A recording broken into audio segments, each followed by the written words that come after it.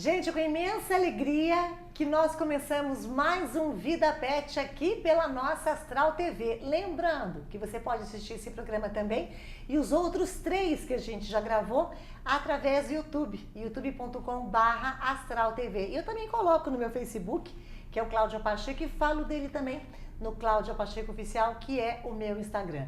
Lembra que semana passada a gente recebeu o Dr. Felipe Murta, que está novamente bem-vindo. Obrigado, Cláudia, que agradeço. A gente falou de... Ele falou com toda a propriedade de medicina germânica e hoje nós vamos falar de nutrição. Bacana. Tem muita coisa para falar. Muita coisa, Ixi, bastante. Maria. Bastante. Tanto cães quanto gatos. Cães e gatos. Cães e Bom, gatos. doutor, é aquela coisa assim... que tem aquele povo que só dá comida, alimentação natural, que é o AM. E outros que falam, não, eu só dou ração. Eu em casa misturo um pouco de tudo. Eu dou a comidinha natural, as carninhas que eu procuro cozinhar. Bife, eu dou uma grelhadinha, se eu estiver errada você pode puxar na orelha. Uma grelhadinha, pode? Tá certo, tá ótimo. Porque o João é meio chato para verduras e leguminhos e tal. E a ração à noite, ele come um pouquinho porque ele gosta. Aliás, até tem uma pergunta para lhe fazer. Quando o João come a ração, no dia, não é todo dia que ele come, certo. As fezes ficam mais endurecidas. Se ele comer só a carninha, isso não acontece tanto. Então, eu queria que você deslanchasse, Exato. doutor. Isso é um sinal de que o intestino começa o seu equilíbrio. Né? A ração é um alimento extremamente seco, no máximo 11% de umidade. Né? Então, esse ressecamento do intestino, isso dificulta muito o fluxo intestinal, a absorção dos nutrientes, das vitaminas e a eliminação. Automaticamente, a fezes fica mais seca, né? Fica mais prático para o dono. Mas para aquele intestino, para o organismo do animal, isso é extremamente ruim. É onde que a gente começa a trabalhar com a nutrição, com a alimentação. Quando a gente fala em ração, que é um assunto bem delicado, Sim. Quem estiver em casa agora nos assistindo, tanto tutores de pets, de gatos e cães, o que a gente tem que olhar na formulação, para depois a gente entrar na alimentação? Legal, é uma dica, né, que a gente vê no rótulo. Sempre olhar ali para trás, na embalagem e ver a qualidade dos ingredientes, tá? Uma boa ração, o primeiro ingrediente tem que ser proteína, carnes. Carne de frango, carne bovina, carne suína, tá? Carne de verdade, tá? Que existe a carne mecanicamente separada. O que isso significa, tá? Resto de açougue, mecanicamente separado. E tá escrito isso no rótulo? Vem escrito isso no rótulo. Ignorar, então? Não é uma boa ração. Tá. E ali a gente estende, né, para os conservantes químicos. Tá? BHT e BHA são conservantes. BHT e BHA. BHA não pode ter. São conservantes da indústria alimentícia que já tem estudos hoje que causam câncer. Então isso a gente tem que fugir desses aditivos químicos. E tem rações que não tem isso. Tem rações que não tem. Tem que procurar. Tem que ler rótulo. Leva o óculos ali, leva uma lupa, porque são a letrinha bem miudinha, bem pequenininha, mas ali tem as informações que o Ministério da Agricultura, né, põe ali no rótulo. Doutor, e às vezes vem escrito transgênico, não vem escrito? Muitas rações têm transgênico, vem com um Tzinho na frente. Exatamente. Né? E aí? Fugir desses transgênicos, né? A gente sabe que hoje o quanto que o mal faz o transgênico, né? Tanto para o ser humano como para os animais, para os pets da mesma forma, né? Muitas das rações têm esses alimentos transgênicos, né? Os grãos transgênicos, né? Isso acaba barateando o custo da ração, mas a gente sabe que não é saudável. Não é saudável. Ao longo da vida, tanto o cachorrinho quanto o gatinho vão apresentar problemas. Podem apresentar alguma doença Exato. relacionada a esse consumo de ração. Eu não sei, quando eu adotei o João, eu falei, gente, não combina comigo dar ração o dia inteiro pro meu cachorro. Exato. Eu sei que é prático, mas eu vou pra cozinha todo dia e cozinho pra ele. Sim, essa praticidade que a gente tem na ração é um alimento extremamente prático, mas não é saudável. É um fast food, é uma comida rápida. Né? Colocou, pronto. É um momento ali só para saciar. É só pra gente dar uma saciedade. E quando a gente fala da ração úmida? A ração úmida também no mesmo esquema. A gente tem que começar a olhar rótulo. Qual é o primeiro ingrediente? É carne. Isso tem uma tendência a ser uma de melhor qualidade. Aquelas que tem salmão é melhor evitar. O salmão é uma coisa contraditória, né? Porque às vezes permite ter salmão, mas é o terceiro ou quarto ingrediente. né? Só para dar um cheiro, só para dar um perfume. Perfeito. E a gente paga caro por isso, né? O custo acaba sendo mais caro para a gente comprar uma ração de peixe e ela tem uma quantidade mínima de salmão. Né? Então a gente tem que ler rótulo. Agora, antes de começar a falar também da alimentação natural, por exemplo, assim, como é que a gente sabe quantos % dá de alimento para um cão? Eu tenho uma balancinha em casa.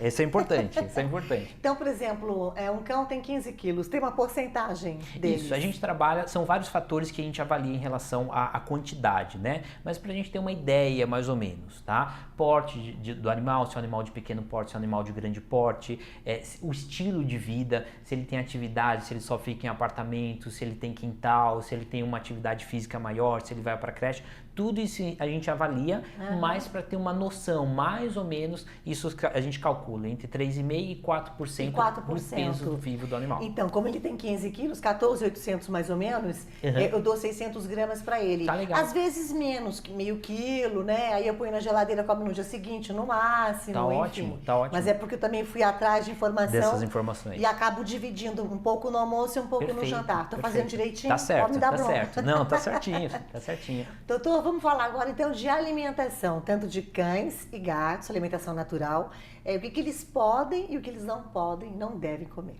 Legal, vamos lá. Então, a primeira coisa que a gente olha, Cláudia, é a dentição, né? A dentição dos cães e dos gatos. Do cães, ele é uma lança, do gato é mais afiado ainda. Então, através da dentição, a gente já começa a ver qual o alimento mais adequado para eles. Por exemplo, cães e gatos são as proteínas para rasgar. Né? Os grãos, os carboidratos, né, que normalmente vem aí dos grãos, e a gente tem que ter uma dentição mais achatada, como a nossa dentição, para triturar os grãos. Né? Os cães e os gatos não têm isso. Então, o ideal para eles era ir para uma alimentação mais proteica. Mais proteica mesmo. Carnes com gordura, não tem problema. A fonte de energia, né, que eles extraem através da gordura é muito mais saudável do que vindo do carboidrato. E todas as carnes eles podem comer? Todas as carnes, sem exceção, não tem problema, tá? Eu percebo muito, por exemplo, no caso do meu João, né, do meu pet, ele às vezes com carne de porco não se dá muito bem. Sim. Solta um pouco o intestino. Tem as suas individualidades e particularidades como qualquer organismo e cada, né, ser humano também tem isso. Nos animais também da mesma forma. Um gosta mais do frango, outro gosta mais da carne vermelha, outra mais da carne de porco. Às vezes cozida, às vezes crua. Então essas individualidades que a gente começa a observar e dar o melhor para ele. Porque a alimentação tem que ser algo prazeroso, tem que ser algo gostoso.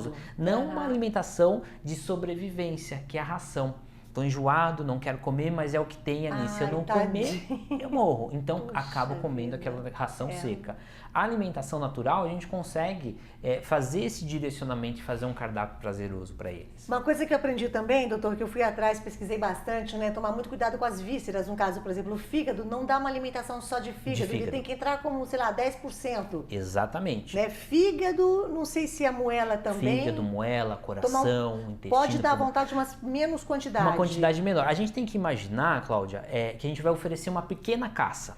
Então, por exemplo, o cachorro caçou o coelho. Então, aquela quantidade maior de músculo, né, de proteína, né, vem da parte muscular. E uma menor quantidade das vísceras. Né? As vísceras, ela tende a ter uma concentração de vitaminas muito maior.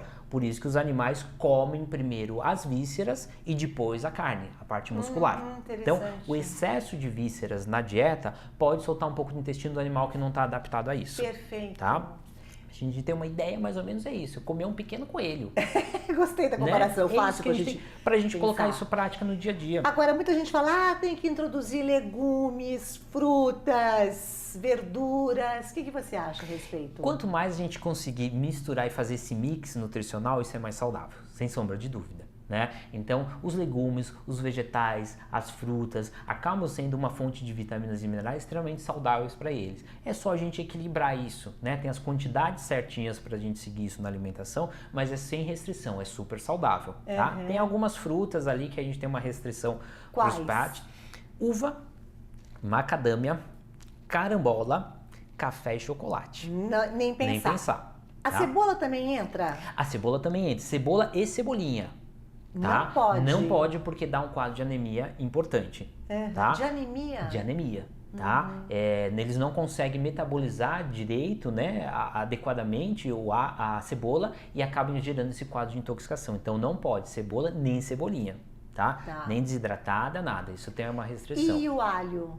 O alho, a gente tem estudos hoje mais atuais que podem dar o alho para o cão, ele tem um efeito vermicida e imunoestimulante, tá? Mas a gente tem que dar na quantidade adequada para não gerar um quadro de intoxicação, tá? Então por isso que é importante a gente ter um veterinário ali, nutrólogo, que tem esse conhecimento para fazer a indicação correta. Aqui a senhora está falando de uma forma bem geral, genérica, tá, né? gente? Cada caso é um caso. Sem dúvida. Você disse que os cães e também os gatos não precisam tanto dos carboidratos. Os carboidratos. Mas se a gente for dar na alimentação em pouca quantidade, sim. quais que você indica? Ó, a gente vai para os tubérculos, né? São os carboidratos menos refinados. Nem pensar. Pão, bolacha, massa, os farináceos, nem pensar porque são grãos processados. E aí a gente vai para as fontes de carboidratos mais íntegros, mais in naturas. Batata doce, mandioca, mandioquinha, cará, inhame. E é uma fonte de carboidrato saudável. Tá? Isso Ovos, pode dar para os cães? Super saudável. Super saudável? Super saudável, tá? Diz que tem até um cálculo, dependendo do tamanho, 2 vezes por semana. O João come só a gema, não come a clara, ele não gosta. Não gosta da clara? Não. Cozida, crua?